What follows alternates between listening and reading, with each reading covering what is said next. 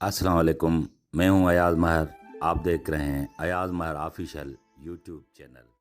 मोहतरम अजीज दोस्तों, आज हम आपसे एक बुजुर्ग की कहानी शेयर करेंगे। वीडियो में आगे बढ़ने से पहले हमारी एक गुजारिश है कि आपको वीडियो अच्छी लगे तो हमारे YouTube चैनल को जरूर सब्सक्राइब कीजिए। प्रॉपर्टी डीलर लिखते हैं कि मैंने अखबार में एक इश्तिहार पढ़ा, मकान बराए फरोख्त। दूसरे दिन मैं एक पार्टी लेके उस जगह की विजिट करने गया। जैसे ही हम उस जगह पहुंचे तो एक उम्र रसीदा बुजुर्ग ने हमें अंदर आने की दावत दी और ड्राइंग रूम में बैठने को कहा। कुछ देर बाद एक उम्र रसीदा बूढ़ी औरत चाय की टेबल ट्रॉली सजाकर इनकी तरफ आ रही थी। उस चाय के ट्रॉली पे चाय के अलावा निम्को, बिस्किट और कुछ मिठाई रखी थी। वो दोनों मियाँ बीबी हमारे सामने बैठ गए और हमें चाय पीने की इजाजत देने लग गए। मैंने उनसे कहा कि हमारी पहली मुलाकात है आज और हम मकान की बात करने आए हैं और आपने इतना तकल्लुफ क्यों किया है। उस पे उस बाबा जी ने कहा कि बेटा आप चाय पिए,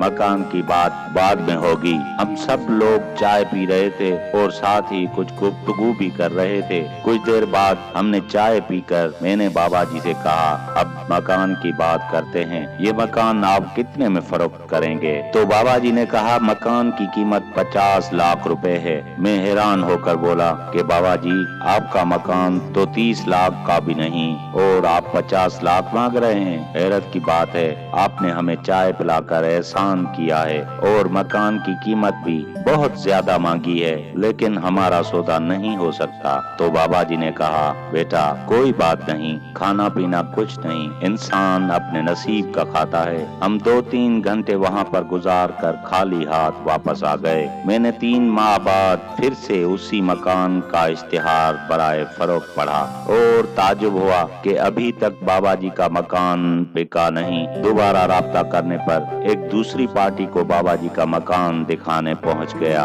बाबा जी ने पुरतकल्लुफ तरीके से अंदर आने की दावत दी और ड्राइंग रूम में बैठने को कहा और कुछ देर बाद वही उम्र रसीदा औरत हमारी तरफ चाय की ट्राली लेकर आ रही थी। मैंने बेसाख्ता लहजे में कहा कि बाबा जी आप इतना तकल्लुफ क्यों करते हैं, आप मकान कितने में बेचना चाहते हैं। बाबा जी ने कहा पहले चाय पिए, बाद में मकान की बात होती रहेगी। पहले की तरह इस बार भी चाय पी और कुछ गुफ्तगू हुई। बाद में बाबा जी से पूछा कि आप मकान कितने में बेचना चाहते हैं। तो बाबा जी ने फिर 50 लाख डिमांड कर दी। मुझे इस बार बहुत गुस्सा आया और हैरत भी हुई। ये बाबा जी मुझे दिमाग की मरीज लग रहे हैं। हमने इजाजत दी और वापस आ गए। इस बात को काफी माह गुजर गए।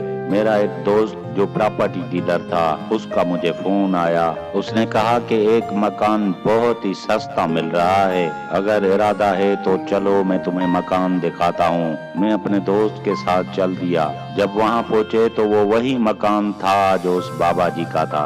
मैंने अपने दोस्त को हंसते हुए बताया कि ये एक बाबा जी का मकान है और मुझे तो वो पागल लगता है और मैंने अपने दोस्त को पिछले दोनों वाकयात सुनाए। उसने कहा कि इस बात में कोई न कोई राज जरूर है, चलो पता करते हैं। हमने दरवाजा खटखटाया तो बाबा जी की नजर मुझ पर पड़ी और एकदम मुझे गले से लगाया और पहले की तरह इस बार भी मुझे अंदर आने की दावत दी और ड्राइंग रूम में ले गया। कुछ देर बाद वही खातून चाय की ट्राली लेकर सामने आई और चाय हमारे सामने रख दी। बाबा जी ने हमें चाय पीने को कहा। मेरे दोस्त ने बाबा जी को कहा बाबा जी हम चाय उस वक्त नहीं पिएंगे जब तक आप हमें ये नहीं बताएंगे कि आप मकान बेचने का इश्तिहार तो देते हैं मगर मकान बेचते नहीं हैं और जो मकान लेने आता है उसकी अच्छी तरह खातिर खुआ करके वापस भेज देते हैं। आखिर माजरा क्या है। ये बात सुनकर बाबा जी ने अपनी बीवी की तरफ देखा और उदासी नजरों से मेरी तरफ लपटे और कहा हमने मकान नहीं बेचना बेटे, हम सिर्फ ये चाहते हैं कि कोई हमारे घर आता जाता रहे, हम किसी से बातचीत करते रहें और कोई हमसे बातें करने वाला हो। हम बूढ़े हैं, लाचार हैं, हमारे 3 बेटे हैं जिन्हें हमने अच्छी तालीम दिलवाई। वो मुल्क से बाहर हैं लेकिन हमारे लिए ना होने के बराबर हैं। हम अकेलेपन की वजह से इस घर में बोर होते हैं। इसीलिए हमने सोचा हम अपनी इस उदासी को लोगों की तवाजुन से दूर करें। इनकी बातें सुनकर मेरा दिल बस रुक ही सा गया और मैंने सोचा बुढ़ापा और अकेलापन इन दोनों चीजों के साथ कितना कठिन है। बाबा जी ने कहा कि बेटा, दुनिया की जरूरतें पूरी करने के लिए सब कुछ पास है, लेकिन बुढ़ापे में औलाद का सहारा ही साथ देता है। मेरे अजीज दोस्तों, बुढ़ापे में वालिदैन को पैसे की नहीं,